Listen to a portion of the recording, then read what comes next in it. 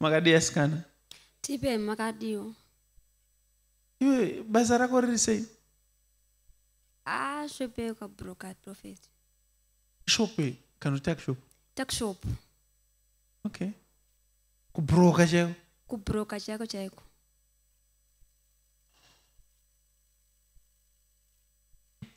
So amutomboziva kuti mari dzacho dzidzafamba sei? Zvinotonetsa Prophet atomboziva zviri kunatsa kufamba chaizvo.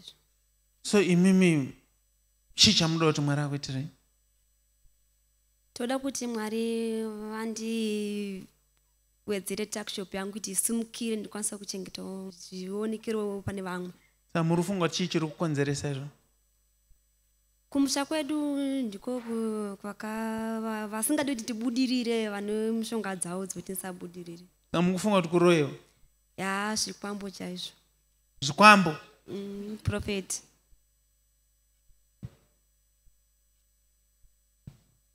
Unoziva kuti chii, my sister?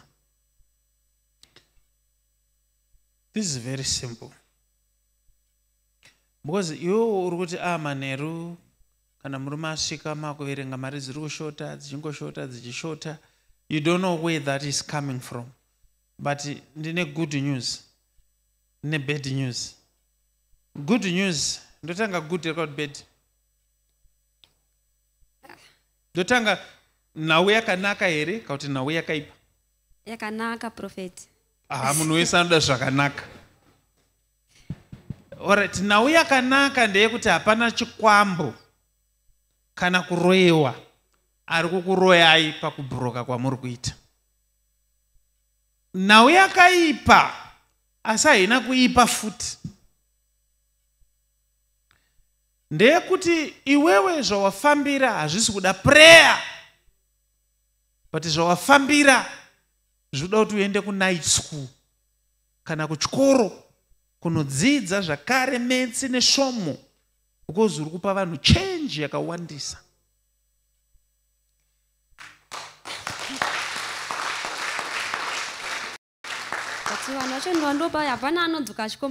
Aiwa kama na complain kana ngatone mari. Na mimi nano complain here. Anenge atone mari. Chiri kutoita kuti vanhu vafairwe kuuya pako inyaya yekuti uri kuvapa dzakawandisa usiri kuziya.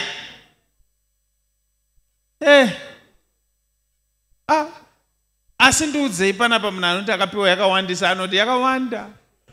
Munopedzera matumana futi kuti endai ipapo. Itai zvine masenzi to confuse. So problem yawinayo manje.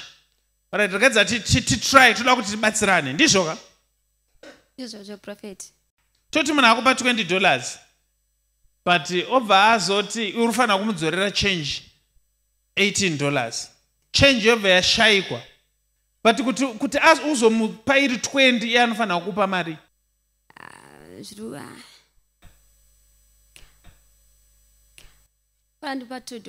Ko washedzererei kona iyo? Washedzererei?